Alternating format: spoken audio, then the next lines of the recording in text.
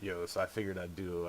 What's up, guys? First of all, long time no see. Still a little crazy around here. I'm hoping I actually don't get called away in the middle of this video.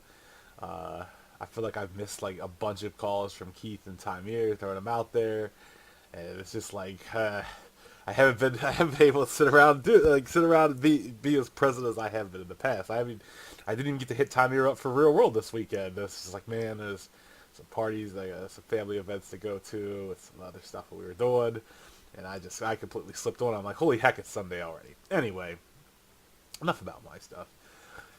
uh, yeah, last night's episode, it was rough. It was rough.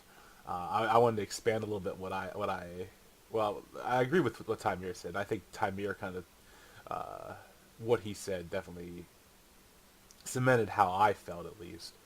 And I just took it a bit further, and I was going to expand on what I specifically said in that message about how it was it was basically 7 years of character development flushed down the drain. I felt like Tamir, I think, hit the nail on the head with Danny. Danny is someone who was born from struggle and loss. She was an outsider to people, and they through her ideals they came to love her. From the Slaver's Bay to the Dothraki, like they came to respect her and everything like that. I mean, there's a mystical element to it, but still, it's like she was an outsider and commanded those outside forces, and they treated her as they were one of their own. So that really struck me in retrospect how she acted at the North Banquet. It's like, this is what you've done to get where you've gotten all this time. And I think I pointed out in my last video that, like, if she had just played it the smallest bit smarter and like stayed close to John, that like she had her in. It wasn't even like she had to do a lot of the legwork to get in. It's just like, yeah, you could have found your way in there. But yeah, like, instead of sitting there kind of like pouting, contemplating and stuff like that, it's like, is she really believe that the Northerners are going to be harder to win over than the freaking Dothraki? I feel like that's a hard sell for me, and I feel like she should realize that too. But yeah, like I said, she's someone who's born like she's lost her. I mean, she lost her family, she lost her home, she lost her brother who was a bit of a dick, but she lost him. She lost Khal Drogo. She lost her child. It's like she's lost people who have followed her along the way, like members of her army, people who looked up to her. So like, loss in war, like, is something that she knows at this point. And then just like what was it, an episode or two ago, she lost Jorah, like one of her closest advisors. And the thing I feel like is it disrespects their sacrifices. And I'm not saying like the show did this, like the writing of her character does this, is it disrespects the sacrifices of the people who believed in her new world for her to make this turn. And it's just it seems so out of character given all the stuff that she's been through. It's like, she lost two dragons, she's lost children, she's hurting. She lost like the love of her life in Khal Drogo. I think like they had a very, there was something very real there for her, and she lost her child, and that wasn't enough to snap her. Like, that was enough to embolden her, to strengthen her, to like push her forward. It's like, these are things that have built up her character, and then for her to just suddenly be like, oh, this is the tipping point, we're in all out war with these things and losses happen. Like, I feel like that's just something that, it's like, yeah, it's tragic, but it seems so out of character to me for her to do that. To like, for her to burn the city, or like, even like if she started to burn it and then snapped out of it or something like that, as opposed to just like destroying the whole thing. It's like, I didn't get, you know these screaming masses that had nothing to do with, like, I guess the better way to put it is like, the screaming masses that she burned alive are no different than like the people that she rescued, the slaves that were being like abused and everything like that. It's like, you can't tell me at any moment during that, like, there wasn't some sort of flashback as to how I got here, the people that had trusted me, the sacrifices they made. Is just, I thought it was gratuitous for the sake of being gratuitous, and it was like, I felt like, as cool as some of the scenes were. Like, I'll give a shout out to the initial shot of the Mountain and the Hound. like when the dragon's swooping by, I was like, that should be like a cover art, like absolutely. And if it's not a cover art, like it's a travesty that it isn't, because that shot was like Zack Snyder iconic when it comes to things. Like, say what you will about the Justice League movies, I know like they're pretty flawed, but like there's some amazing shots of like there where it's just like, wow, like this dude knows how to shoot a scene. That scene was one of them. Like that scene goes up to me as one of the most epic scenes that I've kind of come across. Um, but then, like that's a whole different story with the Hound thing. Yeah, like I said, I think Tamir covered Danny well enough where I was just like, yeah, it felt like a betrayal of her character, uh, what she had kind of built up to become, like making her out to be like the Mad King and everything like that, making her this someone who kind of like sits there and mopes in a corner in the North when she like this is she's made it basically a career of winning over outsiders, who are who I'd say are objectively tougher than the North, so, specifically speaking the Dothraki. Um, and then ultimately betraying all the people who have sacrificed their self for her to bring about this new world, only to burn it all down. To be a mad king, like to be a mad ruler, to be someone who enjoys the screams of people burning, and like everything that her advisors have told her about her father, and how they try to guide her to become to come away from that. It's like, let's throw every lesson away in a moment of passion, but not even a moment of passion, like extended duration of burning a lot of people, uh, innocent and soldiers and everything in between. Let's yeah, it's just I was upsetting. Um, I felt like John's character reversal was pretty minor. Like my big standout thing for him was the Lannister soldiers surrendered, and rather than commanding his troops, to pull back, to fall back, to be like, to stand themselves, to like try to save some people or anything like that. Like everything that he's been about up to this point, like, no, he just kind of went in and was like, wow, this is really terrible. Like it just seemed like he was kind of going through the motions during that fight. I mean, I know, like, I think like there's a whole thing where it's like, man, just let me sleep. I want to sleep. He always seems so tired, exhausted. Like maybe it's a product of like being brought back to life. But it's just like, yeah, I feel like and like I said, his reversal wasn't that severe, but it's just like he went from being this battlefield commander that could command the troops around him, because the people that seemed like they were there were largely Northerners. Like he wasn't commanding the Dothraki, he wasn't commanding the Unsullied or anything like that. Like Grey Worm, yeah, Grey Worm did and got obviously snapped because he lost Missandei. Uh, but I was like, whatever. Like it didn't even register enough for me to be like, okay. But like John not commanding his troops to like stand down and basically allowing them to continually rape and murder, or let's say murder soldiers, murder civilians, and like potentially like go out there and like try to like rape women as they're in the streets. Like the one guy he stopped and everything like that. But like, yeah, it's just like that kind of struck me as the person he was, like this respected commander, like this battlefield warrior type. And it's just like, oh, he just kind of goes along with it because I guess that's what like Danny wanted. Like that's not completely out of character, but like he's been very much like do the right thing above the cost. And it's like here he's just like, well, it's like I guess I gotta go with the flow on this one, huh? It's like, couldn't we go with the flow and keeping the secret from Sansa and them? Like that was the whole thing. Like Ned kept that secret his entire life from his entire family to protect Jon, and the first thing Jon does is goes out and spills that secret to Sansa and Arya against like Dany's wishes. And it's like, well, the thing was like the bell rings, the people surrendered. It's like, no, let's go kill them. It was upsetting. Who else did I say? The Hound. I felt like the Hound kind of betrayed his character arc. Uh, he's always been someone who's been a bit bitter and salty and all that kind of stuff, and that's never changed. So in that respect, he didn't change. But looking at his character growth, having to give him an inevitable end with his brother, I feel like is a bit of a disservice because he's done so much. Like he's become a hero, like a legitimate hero for life kind of thing. Like, and I don't mean like that for the duration of his life, but like kind of like for the living, I guess. He's one of the survivors of the Great War.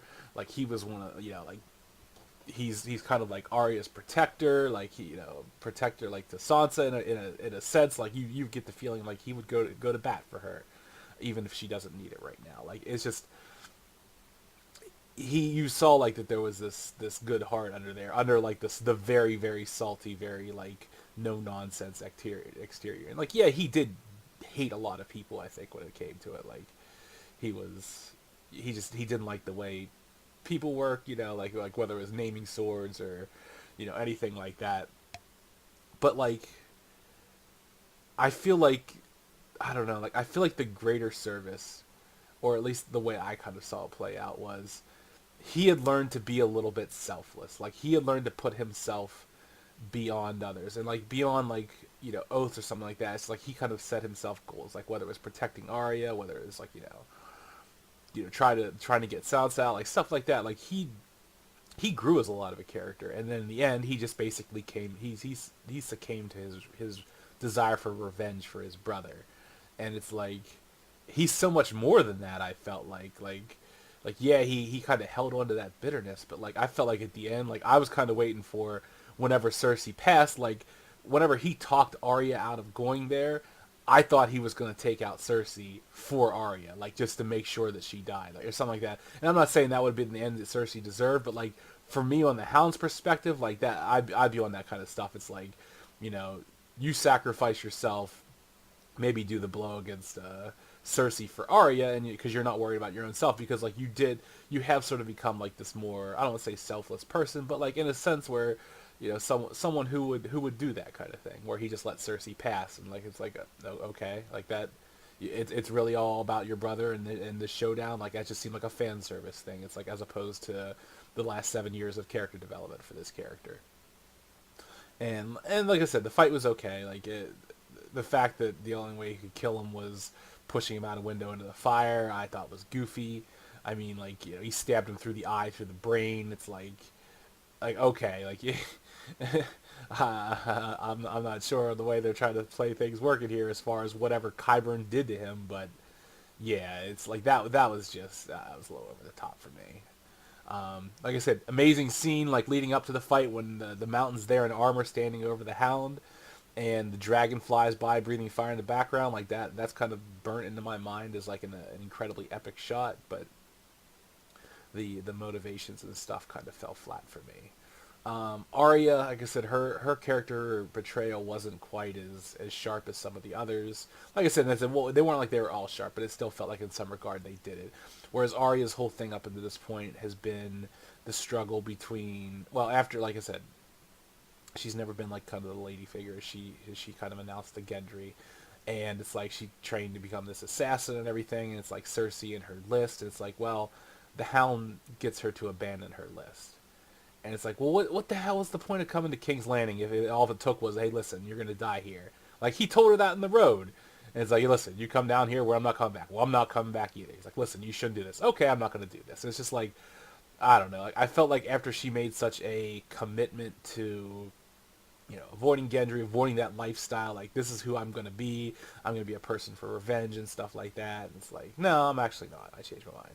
And it seemed like such a flip, like such a kind of wishy-washy back and forth kind of thing. Like it seemed like it questioned her resolve to me. And it's like, was she going to die if she went up there and did it? Like, no, she wasn't, because she could have went and stabbed Cersei and got away, because Cersei met Jaime there. If she would have waited a couple minutes, she could have killed Cersei and got out. So yeah, it's like that. I feel like that was kind of weird. Who else did this? Oh, Jaime. Like, Jaime was a travesty. Like, Jaime has basically spent how many freaking arcs, like, I don't want to say redeeming himself, but, like, showing the person he really is.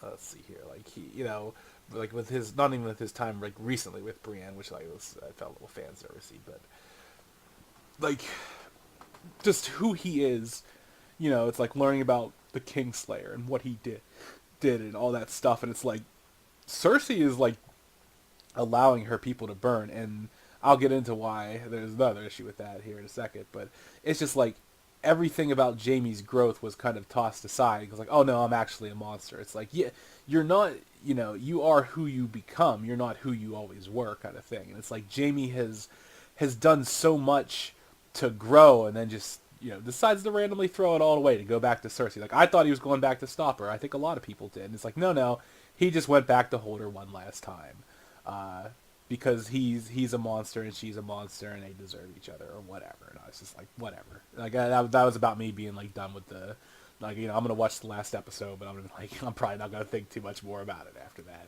Like, all right, whatever, man. You got it. Like, you you went in and did whatever for the last season. You Dextered it up a little bit, and we'll call it at that. Was there anyone I missed in the list that I talked about? Yeah, I think that was about all of them. Like I said, Jaime's felt the worst. Like, Euron basically showing up to fight the Kingslayer I felt anticlimactic. Like, I don't know. It was like, sure, man, you got him, I guess. Like, and it wasn't a good fight or anything like that. Like, I felt like that was like and like I guess Jaime has an opportunity, but like, Jaime fought off the freaking dead, and he can't even fight off Euron. Like, I didn't feel like Euron like showed himself to be a good swordsman or anything like that. Like, he was kind of like a cutthroat, and yeah, I don't know. Like I said, Cersei, like, what the hell? Okay, so this is like the last thing. Like, it's not a turn of Cersei's characters, like, because those were like the turns of characters where I was like, things have been established over the past 7 seasons that have built characters up to be certain things or to act certain ways. And this episode was just like, whatever. And like, listen, who cares if we got all that stuff? I want to do like some big flashy explosions and kill some people and make some people scream in the streets. And give some people some like heroic epic deaths, as opposed to, even if those deaths are not heroic and less epic because they go against the character that has been built up to be. What in the holy hell was Cersei's plan? Or specifically, like, oh, like, yeah, the siege ballista that killed a dragon, apparently having hundreds of them mounted on ships, and it's like, did they just rule like double, like triple 20s or something like that whenever they fought the other dragon and killed it? It's like, DM, I rolled a hit. All right, natural 20. Got him, DM. I roll again. Natural 20. Got him, DM. Roll him, hit. Natural hit. 20. Got him, DM. Yeah, we got this next dragon. All I need is one lucky shot. Her entire plan was based on the fact that, I just need one good shot to take this dragon down. And it's like, I feel like with the saturation of ballista out there, like, that was just like, oh man, that plot armor was so thick and juicy on that dragon.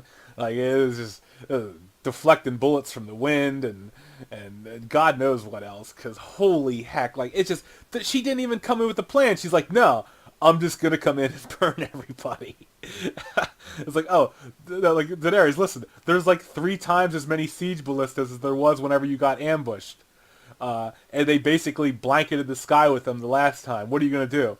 Well, I'm gonna burn them faster and hit harder. Which, as me, like the proponent of moving fast and hitting hard, like as being the thing that if you can pull it off, you want to do it. Like, this was so upsetting to me because it's like no, this shouldn't work. Like, this is just pure, like, extra thick, extra durable, titanium grade 2-inch plate steel plot armor, like, slapped all over that dragon. That's what it was. Because her plan was basically, it wasn't like, let's dive bomb them from the sky, like, above the angle of approach, or anything like that. Or even, like, I was like, okay, maybe she's like, she somehow realized that they can't aim low. No, they could aim low, it just took a second for them to aim low, and they still almost hit it. It was just that plot armor that was deflecting all the bullets.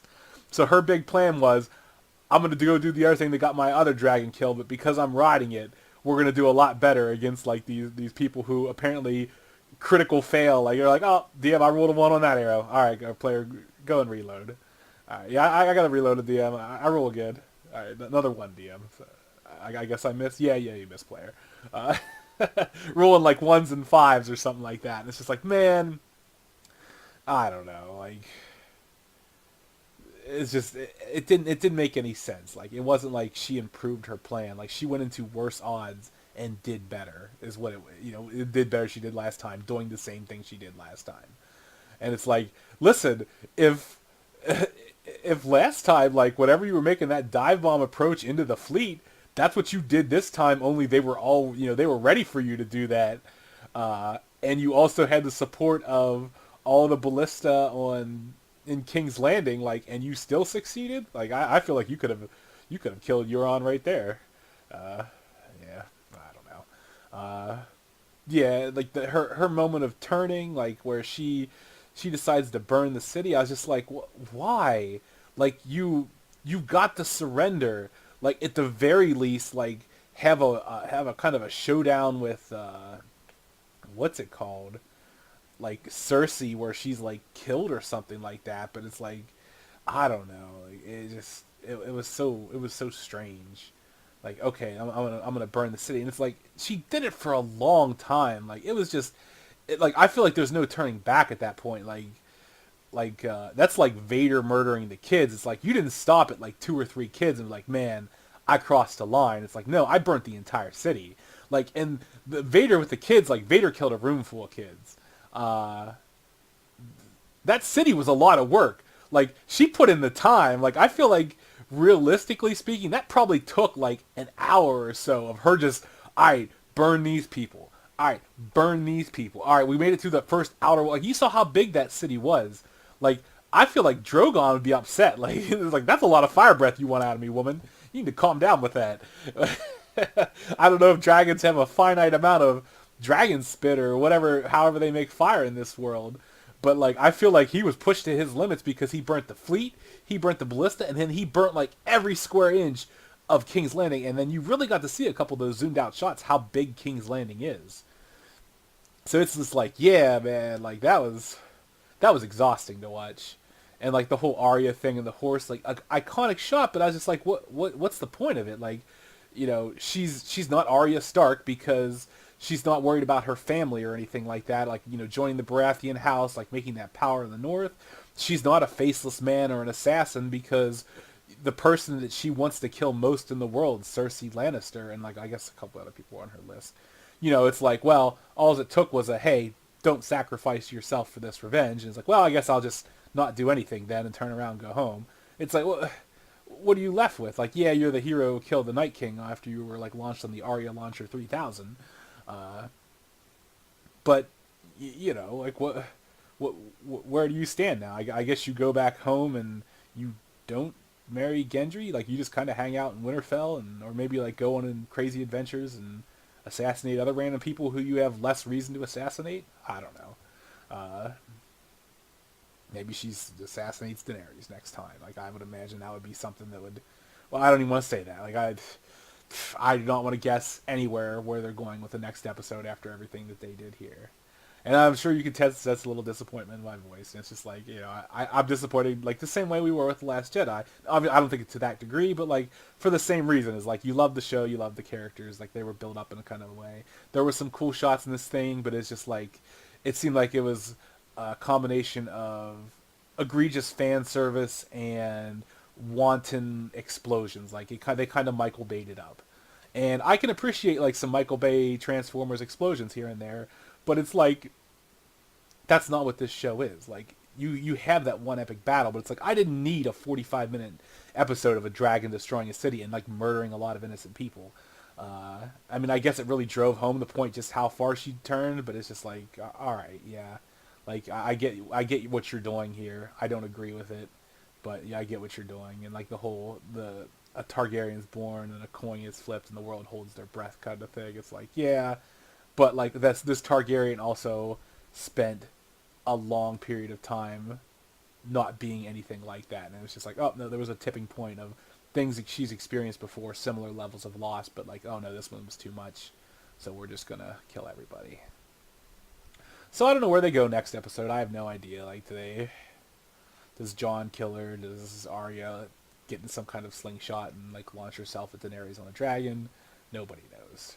I don't want to speculate too much on it. Hi, that was kind of my thoughts on it.